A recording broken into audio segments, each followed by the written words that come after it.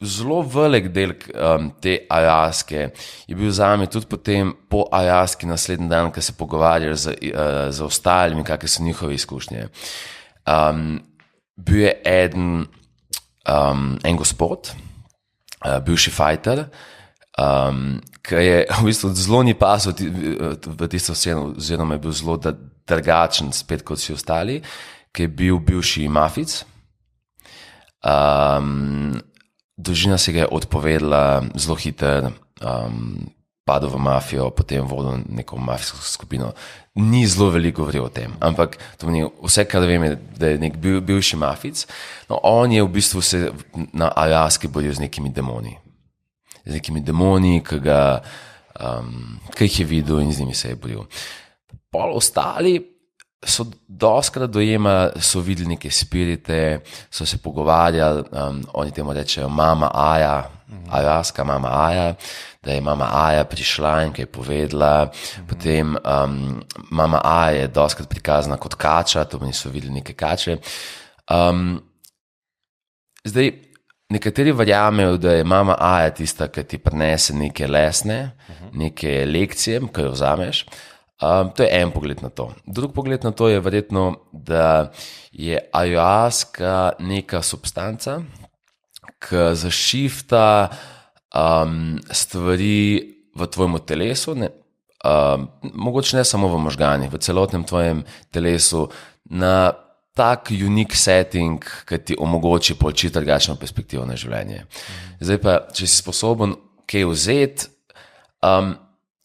oziroma tako bom rekel, doskrat, če dobiš drugo perspektivo, s katero znaš pogledati ali na kak problem, ali pa ne nujno na problem, nasploh na življenje, ti zna to pomagati potem čisto day to dayu. Doskrat je perspektiva tista, ki smo zelo ujeti v eno perspektivo. Jaz to vidim tako.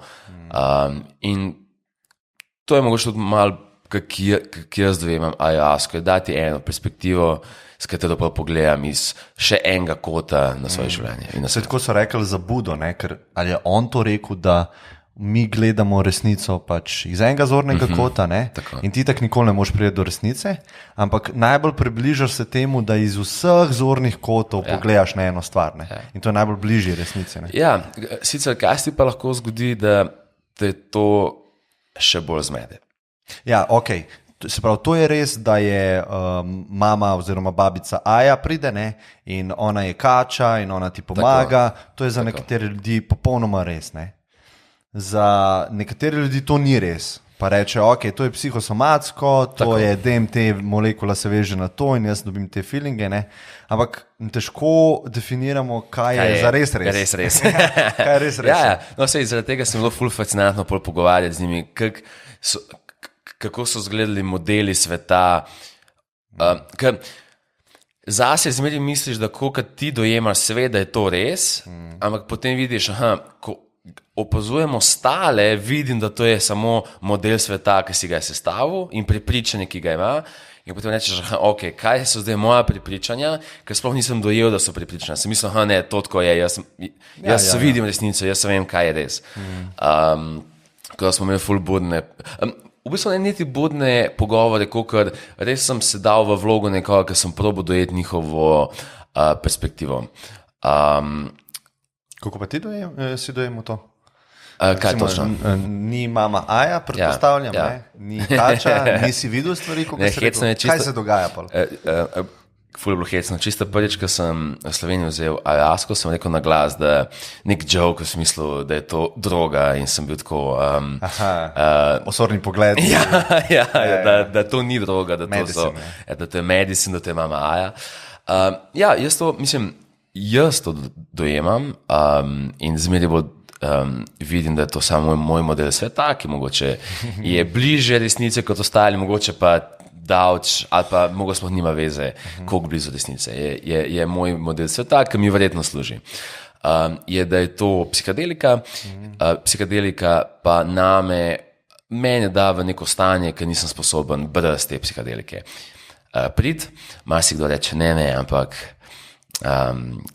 Kaj, to ni cool, da to vzemaš, da bi lahko prišel tudi brez tega, a to hočeš? Kaj dvomim, jaz mislim, jaz nisem sposoben doživeti to, kaj doživi z pomočjo ali Ayahuaske, ali MDMA-ja, ali ostalih stvari. Ampak na koncu dneva je samo ena perspektiva, iz katere lahko vzameš neke lekcije. Je pa to en mali del v mozaiku, ki pa imaš te lekcije, mislim, potem, če želiš te lekcije razumeti, videti, kje jih lahko implementiraš. In zato jaz uporabljam Ayahuasco.